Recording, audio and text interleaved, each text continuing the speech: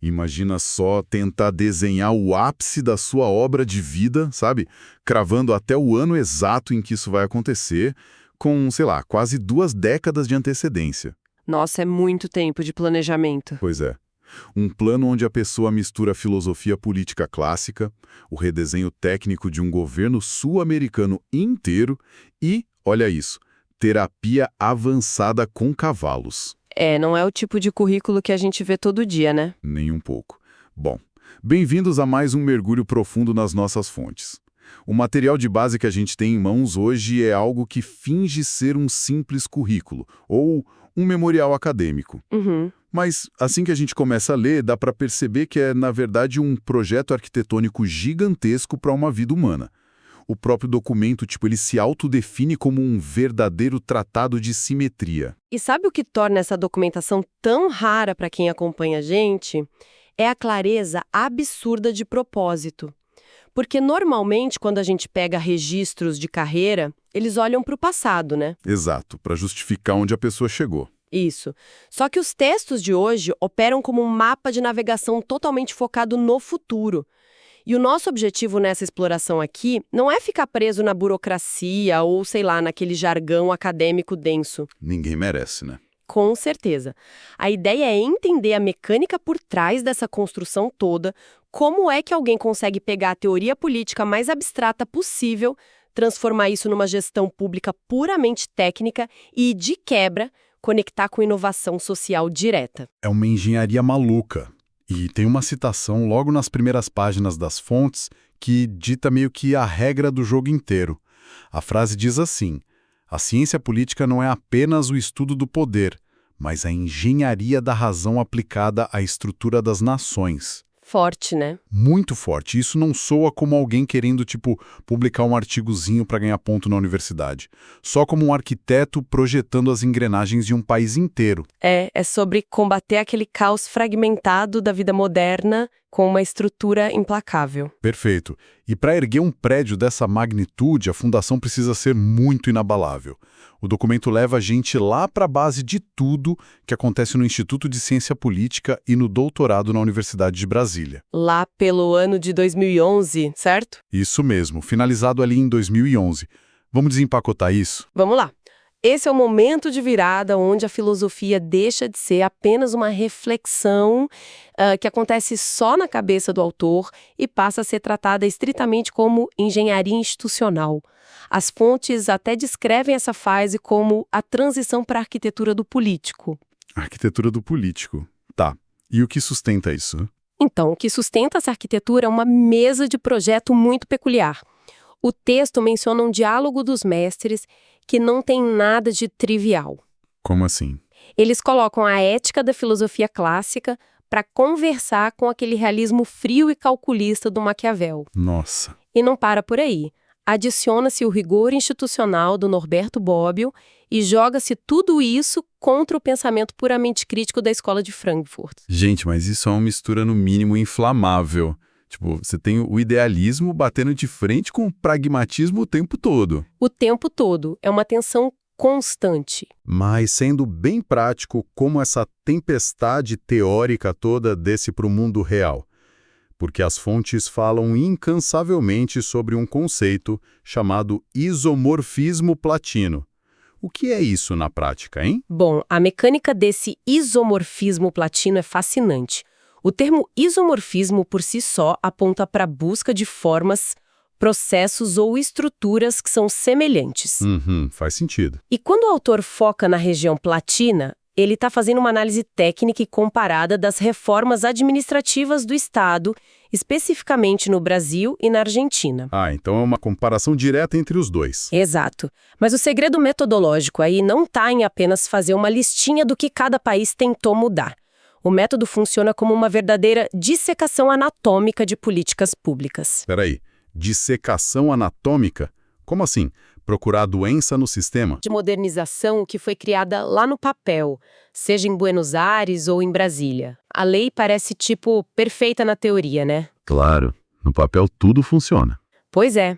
Mas o que acontece quando o Brasil tenta aplicar uma estrutura administrativa supermoderna lá no interior do país? O isomorfismo procura os chamados pontos de fricção. Ah, onde a engrenagem trava. Isso, ele analisa onde a cultura política local, o famoso jeitinho, ou até a pressão econômica de uma região acabam distorcendo a intenção original daquela reforma. Entendi. Ao colocar as máquinas estatais do Brasil e da Argentina lado a lado, o autor consegue mapear exatamente os motivos pelos quais as tentativas de modernização aqui na América do Sul tendem a falhar. E ele usa isso como mapa para propor um conserto sistêmico. Certo. Ele olha para o sistema operacional rodando, encontra os bugs e propõe meio que uma atualização. Uma baita de uma atualização, diga-se de passagem. E o diagnóstico nas fontes aponta um vírus muito claro causando tudo isso, né? Os chamados impulsos patrimonialistas. Aquela tendência histórica aqui da nossa região de tratar a máquina pública como um balcão de negócios privados. Exatamente, essa é a doença. E a solução, o tal do antídoto que ele propõe, é criar uma burocracia profissional. Eu confesso que fiquei pensando muito nisso enquanto lia. É como se a gente pudesse imaginar o patrimonialismo como um malware, sabe? Um vírus de computador. Isso, um vírus voraz tentando roubar os dados e a energia do computador. E essa burocracia profissional, que é técnica, impessoal, baseada em mérito, ela operaria como software antivírus, bloqueando o acesso indevido. É uma ótima analogia. Mas levantando uma questão honesta aqui. Tentar instalar esse antivírus, essa engenharia da razão, num cenário que é tão vulcânico, tão imprevisível e passional quanto a política sul-americana, não é um esforço meio utópico? Olha, a tensão central do pensamento político da região mora justamente aí onde você tocou. O argumento das fontes não ignora o caos passional da América do Sul. Na verdade, ele responde a esse caos redobrando a aposta no peso institucional. Tipo combater fogo com água gelada. Exato. Se o mar é muito revolto e a política é feita desses vendavais de emoção e corrupção, a resposta do autor é que não se pode navegar sem uma âncora colossal. Uma âncora pesada para segurar o barco. Isso. A burocracia profissional não é defendida nas fontes como sinônimo de papelada infinita ou aquela lentidão toda que a gente está acostumado a reclamar. Que é a visão popular que todo mundo tem, né? Com certeza. Mas não é isso. Ela é a técnica fria, substituindo a vontade momentânea daquele governante de plantão. É a única garantia real de que o Estado sobrevive ao próprio governo. Nossa, isso é poderoso. E o mais impressionante é que essa tese não ficou trancada numa biblioteca de universidade acumulando poeira. O documento relata que todo esse ciclo de dissecação anatômica resultou numa publicação de peso em 2014, o livro Reforma do Estado e Administração Pública. Um marco importante. Demais. E o que chama atenção não é só que a edição esgotou rapidinho, mas o destino que ela teve. As fontes relatam que o livro foi incorporado ao acervo técnico da Câmara dos Deputados e do Senado. Olha o nível de influência. Pois é, tem uma frase fortíssima lá que diz assim: o livro é o corpo físico do pensamento. Quando depositado no coração do Estado, torna-se bússola para a gestão pública. É de arrepiar, porque ter uma obra literária operando ativamente como subsídio de planejamento para os legisladores eleva o impacto do trabalho a um patamar muito raro. O conhecimento abandona ali o campo da especulação e vira um instrumento de navegação prático para a República. Ele está literalmente guiando quem faz as leis. Exato. Quando o texto fala sobre o coração do Estado, está ilustrando o estabelecimento de uma linhagem intelectual concreta. É um conjunto de ideias que passa a dialogar de forma silenciosa e, técnica, com as leis que governam o Brasil e a América do Sul. Só que escrever livros, por mais influentes que eles sejam, não cria um país sustentável por conta própria, certo? Com certeza não. Se a sua meta final é implementar uma burocracia profissional que resista a esse caos todo, em algum momento você percebe que precisa construir os próprios burocratas. Você precisa formar as mentes que vão operar aquele antivírus na linha de frente. E é aí que o material dá um passo além e muda de cenário. Sim, a jornada descrita nas fontes sai daquela produção de ideias em Brasília e entra de cabeça no desafio humano. Eles movem as peças para o Nordeste do Brasil, mais especificamente para a Universidade Federal de Alagoas, a UFAL, lá em 2009. Esse movimento para o FAO, ele representa a fase de materializar a teoria, sabem? É a prática dentro da academia. E super coerente com o resto do documento, a abordagem ali passa muito longe daquela imagem do professor tradicional. Aquele que só cumpre a carga horária e vai embora. Esse mesmo. Assumir a coordenação da licenciatura em Ciências Sociais é descrito nos textos como um verdadeiro exercício de razão administrativa. Aquela mesma mentalidade de engenharia de Estado de antes, agora injetada na gestão de um curso superior. E a ferramenta principal que eles usam para essa injeção de modernização é o projeto pedagógico do curso, que eles batizaram nas fontes de PPC 2026. Mas olha, eu preciso confessar que tem um detalhe que me fez parar a leitura nessa parte. O que foi? Existe uma obsessão que é quase matemática, sabe? Uma rigidez impressionante permeando o texto. Antes, lá na fase de produção teórica, mencionava-se a organização de exatamente 7 livros estruturando o pensamento político. O número 7 aparece bastante. Sim. Agora, na universidade, a gente vê a regência do que eles chamam de 7 cursos de alto nível.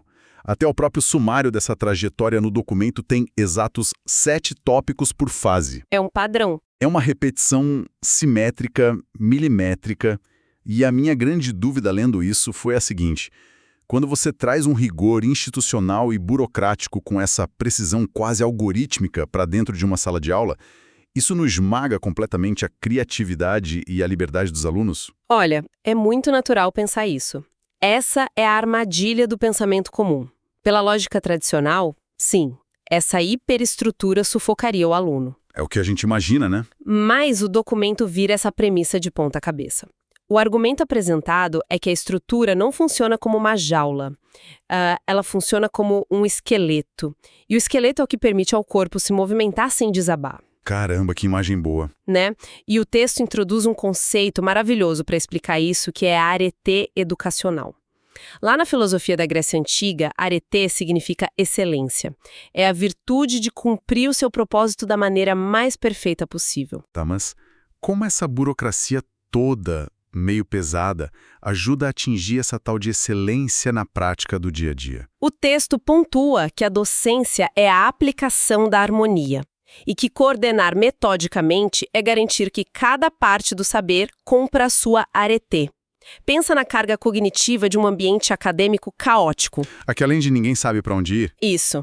Se professores e alunos perdem tempo tentando descobrir como o sistema funciona, lutando contra o amadorismo, a falta de método, não sobra energia nenhuma para inovar. Ah, entendi. Ao impor esses 7 cursos de alto nível com uma rigidez que é implacável, a burocracia profissional basicamente limpa o terreno. Faz todo sentido. A estrutura absorve o choque daquele caos diário para que a mente do aluno fique livre para operar no máximo da capacidade. Exato. E o foco dessa operação não é apenas, emitir um diploma bonitinho ao final de 4 anos.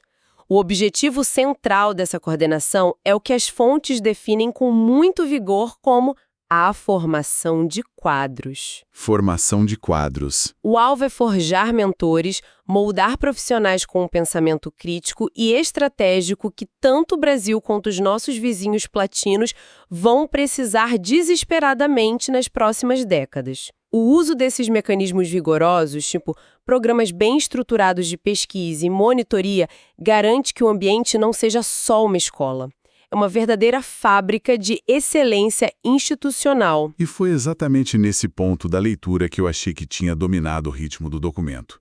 Eu pensei com meus botões: maravilha! Temos aí o estudo denso, as publicações ditando regras lá no Senado, a formação de burocratas de elite em Alagoas. Tudo nos conformes. É, um trajeto clássico e super coerente de um grande intelectual, certo? Certo. Só que, de repente, o texto dá um cavalo de pau lógico e eu perdi totalmente o chão. Eu sei bem de qual parte você está falando. Gente, do nada, a Escola de Frankfurt e a reforma do Estado desaparecem e os parágrafos começam a descrever patentes no NPI de algo chamado cavaloterapia. É uma virada de tanto. E não é só isso. Eu li a palavra suplementação cognitiva. Eu confesso que precisei voltar à página para ver se eu não tinha misturado as abas abertas no meu computador. por que diabos um arquiteto do Estado e cientista político está registrando marcas de terapia com equinos? O salto parece meio bizarro à primeira vista, eu concordo. Mas dentro do código-fonte desse tratado de simetria, ele é a conclusão lógica do pensamento. A premissa argumenta que um saber que não transborda para a vida real, que fica ali restrito aos muros da universidade, é uma harmonia falha. Uma teoria que não serve à prática, né? Isso. Então a salvaguarda da marca de cavalo-terapia não é um hobby aleatório de fim de semana. É a extensão prática de toda aquela justiça social e bem-estar que foram teorizados lá no início da carreira. O texto até menciona uma simbiose homem-equino, né? Unindo a paixão cultural e familiar pelo cavalo da raça alagoano com um rigor absoluto de terapia social. Exatamente. É a universidade construindo uma ponte palpável com a sociedade. O conhecimento científico deixa de ser aquela abstração sobre o Estado e passa a atuar diretamente na carne, sabe? Resolvendo demandas de saúde física e emocional ali da comunidade. É a validação do rigor científico sendo aplicada lá na base da pirâmide social. Certo, os cavalos eu consigo encaixar agora nessa lógica de extensão social. Mas o que me deixou de queixo caído de verdade foi o trecho sobre bioneuroplasticidade. Essa parte é surpreendente. Muito. As fontes começam a detalhar o uso de suplementação cognitiva e manutenção cerebral como, a base física para sustentar a alta performance intelectual. Eu me senti lendo um manual de astronauta ou um roteiro de biohacking. Por que tratar o cérebro acadêmico como se fosse um motor de Fórmula 1? Essa talvez seja a admissão mais pragmática e realista de todo o documento, na minha opinião. Porque olha para a escala monumental dessa ambição toda que a gente está discutindo aqui. É gigantesca. Publicar obras seminais, revolucionar toda uma grade universitária, enviar diretrizes para o Legislativo Federal e ainda liderar a inovação social com terapia equina, o nível de fricção e desgaste sobre um único ser humano para fazer tudo isso é devastador. A pessoa quebra. A bioneuroplasticidade é citada aqui como uma gestão de hardware. A mente do cientista político é o software que projeta a nação, mas ela roda num cérebro orgânico. É assim a nutrição química correta. A máquina simplesmente entra em colapso muito antes de terminar a obra. Sem a manutenção severa dessa base neurológica, é humanamente impossível sustentar uma produção teórica de elite por 2 ou 3 décadas seguidas. É a engenharia da razão reconhecendo os limites da própria biologia. Genial. Isso dialoga intimamente com a menção no texto sobre criar uma memória digital. O autor não apenas tenta otimizar o próprio cérebro, mas ele arquiva meticulosamente as aulas, os estudos e todo aquele patrimônio material para que fiquem democratizados. É uma blindagem definitiva do legado contra a fragilidade inevitável da nossa biologia. Encarar a própria biologia como um recurso sistêmico que precisa de manutenção preventiva. Nossa, é um nível de autogestão que beira o assustador. E a ficha que cai é que nada, absolutamente nada nessa longa trajetória foi jogado ao acaso. Tudo conectado. Tudo. Os livros estratégicos lá em 2014, o ingresso cirúrgico na universidade em 2009, o currículo modelado para 2026, os cavalos, os suplementos cognitivos. O documento canaliza todas essas forças díspares para uma única, implacável coordenada no espaço-tempo. E eles dão um nome de peso para isso: a Convergência 2027. Essa é a chave de abóbada de toda a arquitetura. É o momento projetado onde a obra alcança a simetria perfeita que ele tanto fala. E o que mais me pegou foi a deliberação dessa métrica do tempo. Porque nós, réis seres humanos comuns, a gente não opera assim, né? A gente vai vivendo a carreira, aparece uma vaga, a gente muda de rota, a economia vai mal, a gente se adapta. As coisas vão meio que acontecendo. A gente vai apagando incêndio, né? Pois é. Mas aqui, o planejamento estabelece uma contagem regressiva explícita e irrevogável para o ano de 2027. É o horizonte agendado para a promoção à classe E, que é o cume da carreira de professor titular. O topo da montanha. Isso. E logo depois de estabelecer essa data, as fontes usam uma expressão que tem um peso colossal. Elas falam da realização da justiça funcional platônica. É um termo bem denso. Muito. O texto diz que em 2027, a biografia, a obra e o Estado entram em plena simetria. Mas trazendo aqui para o plano físico, para o nosso ouvinte entender, o que raio significa essa justiça funcional platônica? Vamos imaginar por um segundo a oficina de um mestre relojoeiro. A justiça, no sentido clássico lá de Platão, não tem nada a ver com tribunais, juízes ou leis jurídicas. Tá, não é o sistema penal. Não. A justiça platônica acontece quando cada engrenagem, cada pequena mola e cada ponteiro de um sistema atua em perfeita harmonia. É quando cada peça cumpre estritamente a sua função essencial, a sua arete, que a gente debateu agora há pouco. Certo. Então, o documento, ao invocar a justiça funcional platônica para 2027, não está tratando a data como, sei lá, o momento de abrir um champanhe por causa de um contra-cheque maior no fim do mês ou um crachá novo de titular. É muito maior que isso. É uma questão meio que existencial. Completamente existencial. É o momento final em que o relojoeiro encaixa a última peça da máquina, fecha aquela tampa de vidro e assiste ao relógio funcionar sozinho, de forma totalmente autônoma e rítmica. O sistema passa a existir independente do seu criador. Uau. O indivíduo documentado ali começou a construir essas engrenagens na Universidade Federal de Uberlândia e carregou todo esse maquinário até a UFAL. Quando 2027 chegar, a arquitetura está concluída. As burocracias profissionais já estão nas ruas, através dos seus alunos. A linhagem teórica já guia as leis do Congresso Nacional e a inovação social cuida da saúde da comunidade. Todas as frentes cobertas. Todas. Atinge-se a plenitude do ser, porque não há mais conflito de propósitos. O indivíduo cumpriu a sua função cósmica e política no mundo. É o momento de entregar as chaves de um legado impecável para a posteridade acadêmica. Olha, é muito louco pensar que chegamos ao fim dessa dissecação de hoje. Dar um passo para trás e observar o quadro completo desse documento é uma experiência e tanto. É de tirar o fôlego. Demais. E eu acho que a lição profunda para quem nos ouve não é necessariamente sobre os trâmites de como aprovar uma reforma do Estado ou como o isomorfismo plátino detecta anomalias administrativas, ou quais as vantagens químicas de se hackear o próprio cérebro. Com certeza não. Tudo isso é um meio, não um fim. Exato.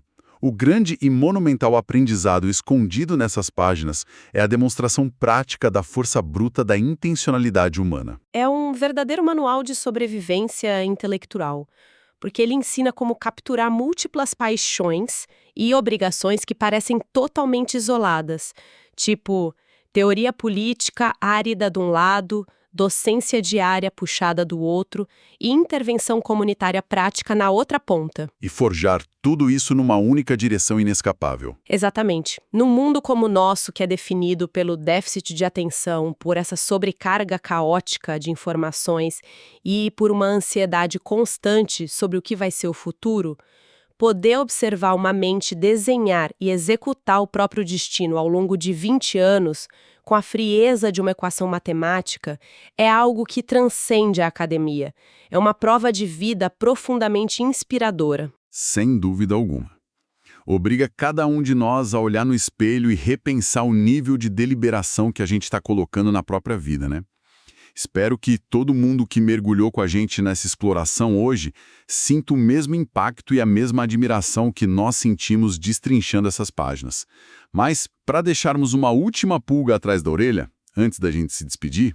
Adoro a pulga atrás da orelha, manda! Há uma contradição meio que silenciada nas fontes que continua ecoando na minha cabeça. O Tratado de Simetria que a gente acabou de dissecar traça uma rota impecável, blindada pela razão extrema, pelo método cirúrgico e por uma intencionalidade inabalável rumo a essa convergência de 2027. Mas se a própria teoria política, a história do mundo e a natureza humana nos provam alguma coisa repetidas vezes, é que as nações e as trajetórias são permanentemente atravessadas pelo caos absoluto, pelo acidente irracional, pelo imponderável que absolutamente ninguém consegue prever. A vida acontecendo, né? Exato. E a pergunta gigantesca que fica suspensa no ar é: como uma linhagem de vida tão milimetricamente simétrica se comporta quando o vendaval do caos finalmente arrombar a porta? A verdadeira prova de fogo de uma arquitetura humana perfeita é a beleza estética da sua rigidez geométrica? Ou será que é a sua capacidade de absorver o terremoto sem desabar? Fica aí a reflexão para quem está escutando. A gente se vê no próximo mergulho profundo. Até lá!